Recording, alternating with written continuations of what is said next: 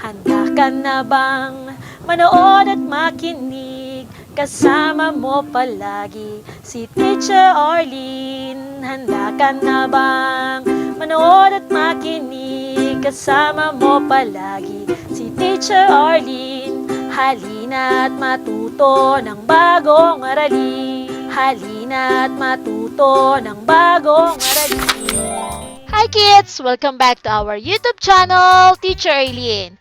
Nakasubscribe ka na ba? Kung hindi pa, please do like, share, and subscribe, and click the notification bell para lagi kang updated sa lahat ng video lessons na ginagawa ko para sa iyo. Our subject is English. We are now in quarter 4, week 1 and week 2 of our lesson. And we are going to discuss about action words. We would like to thank Pivot for a learner's material that we are using. And also Canva for educations for illustrations that we are using for free. Words that tell what something or someone does are called action words. Ano ba yung ibig sabihin ng action words? Ito ay salitang kilos o galaw. A sentence has to include at least one action word to complete its thought. Action words help the reader to understand about what subjects do. Okay, remember kids, the parts of a sentence, we have the subject and the predicate. So yung subject, yun yung ating pinag-uusapan sa sentence. And then predicate tells about the subject. In this lesson, you are expected to recognize common action words in stories. Okay, babasa tayo ng mga kwento at hahanapin natin ang mga action words o salitang mga kilos o galaw. Listen to this story. Every morning, Kate and Len wake up early. They eat breakfast and help their parents. They prepare the things needed in their study. Then, they answer their modules with their parents. They love doing this every day. Let us answer the following questions. Kate and Len blank early.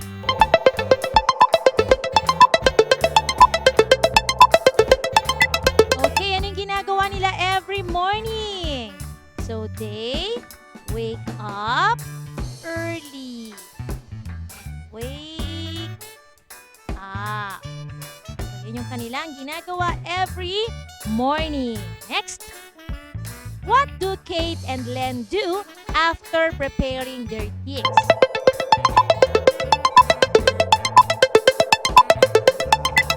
So, anong ginagawa nila? Kagaya nung ginagawa nyo sa modules nyo. Okay, they answer, ano? Ayan, gandahan natin ang sulat natin, ha? Ayan. Kate and Len answer their modules. The words wake up, eat, help, prepare, answer, love are called action words. So, ang mga ito ay salitang kilos o galaw. So, yan yung ginagawa ni na Kate and Len. They talk about what Kate and Len do every morning. So, remember that, kids, ha? So, when we say action words, ito ay mga salitang kilos o galaw. Pinakikita nito kung ano ang ginagawa ng subject sa sentence. Ipapakilala ko sa inyo, kids. Hi! Hi! I am Arlene. I am 6 years old. I want to share the things that I can do. I can? Okay, kids, look at the picture. Ano yung kayang gawin ni Leo? What's your answer? Leo can sing. Natin dito, sing. Sing, and for number 2, dance. Well, okay, again, let's read. Hi, I am Arlene. I am 6 years old. I want to share I can sing and dance well. Let's continue. I also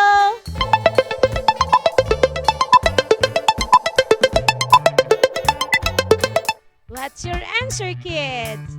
I also read stories in the books clearly. I can.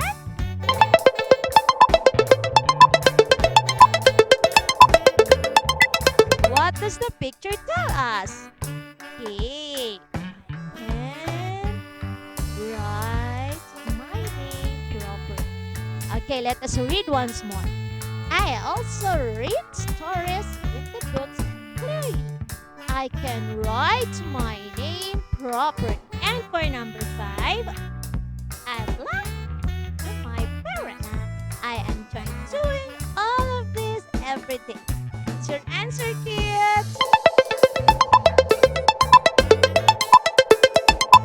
If your answer is listen, great. Let's read once more.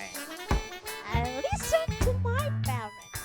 I enjoy doing all of this every day. Wow, very good naman pala si Leo. Let us give him a round of applause kasi very good siya. Yay!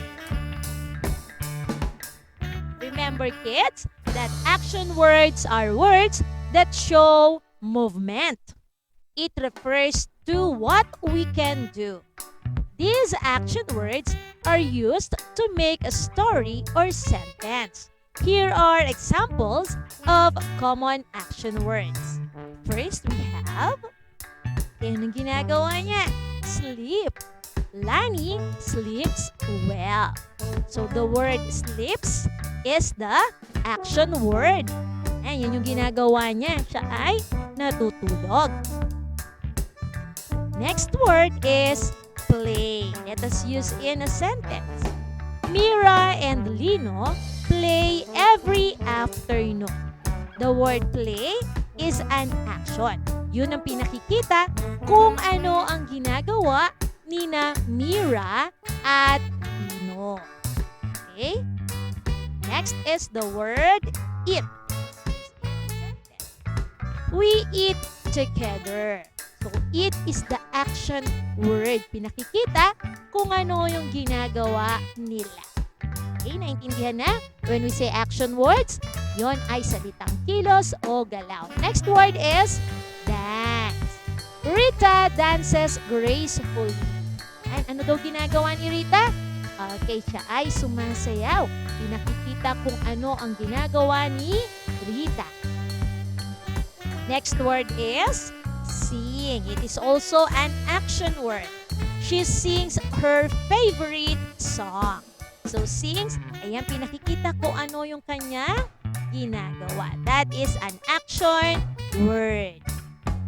Okay, for learning task 2, let us match the pictures in column A with the correct action words in column B. Write the letters of your answers. On the first picture, is it A, wash, B, brush, C, swim, D, clap, E, bark?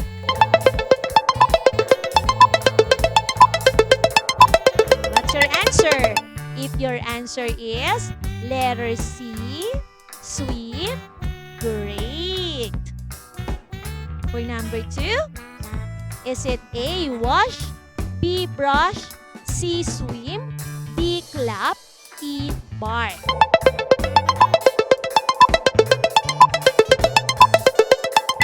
If your answer is letter B, brush, great job. Next number 3. Is it A, wash, B, brush, C, swim, D, clap, E, bark?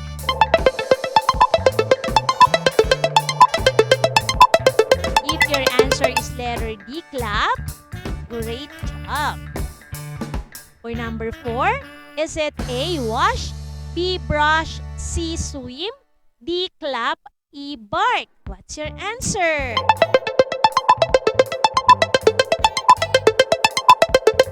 If your answer is letter E, bark? Great job. For number 5, is it A, wash, B, brush, C, swim, D, clap, E, bark? What's your answer?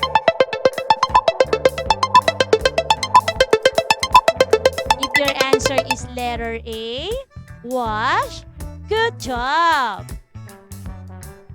For learning task 3, read the story, then identify the action words used. The title of the story is My Best Friend by Mary Rose P. Henovania. My best friend is Rina. We play dolls together after class. We also share our snacks. We watch our favorite movies every Sunday. We help each other finish our assignment. Our parents buy us similar clothes and other things. We really love each other. She is my best friend forever. Let us answer the following questions. What do Rina and her best friend do every Sunday?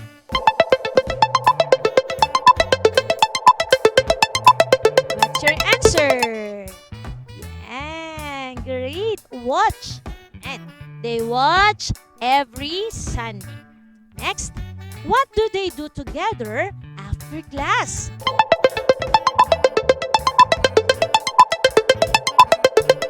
What's your answer? Is it play or sleep?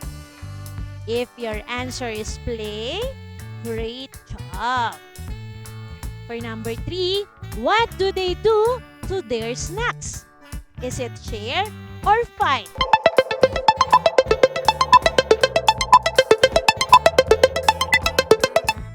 If your answer is share, great job. Number 4, how do they finish their assignment? Is it help or cry?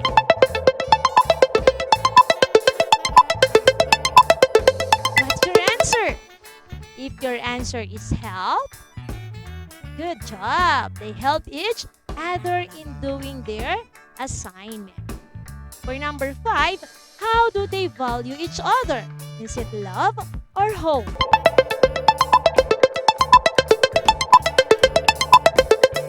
They love each other. Did you get the correct answers? Great job!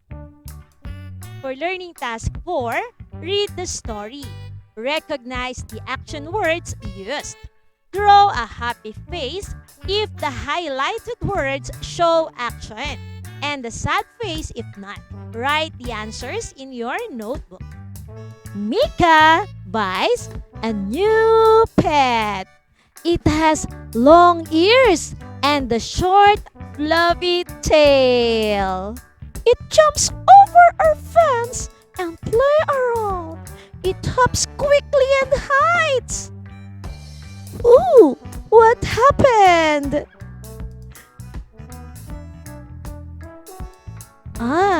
That's why Mika is so sad.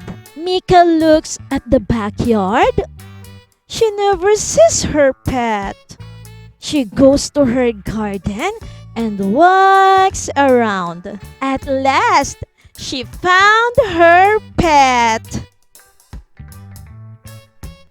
For learning task 5, read the story. Choose the correct action words to complete the story.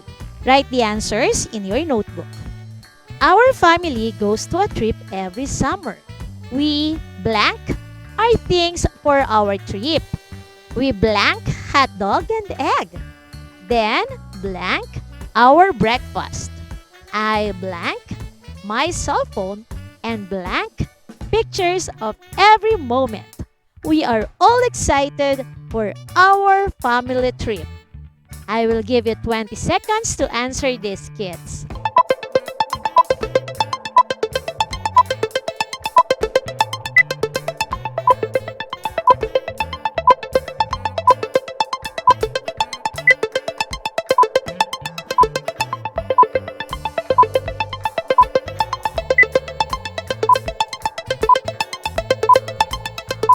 Are you ready to give your answers? Okay, let's complete. Our family goes to a trip every summer. We pack our things for a trip. We fry hot dog and egg. Then eat our breakfast. I bring my cell phone and take pictures of every moment. We are all excited for our trip. Okay, kids, let us read together. Our family goes to a trip every summer. We pack our things for our trip. We fry hot dog and egg. Then eat our breakfast. I bring my cell phone and take pictures of every moment. We are all excited for our trip. For our assimilation, words that tell what something or someone does are called blank. These action words are used to make blank or sentences. So we have choices here: stories and action words. 10 seconds to answer.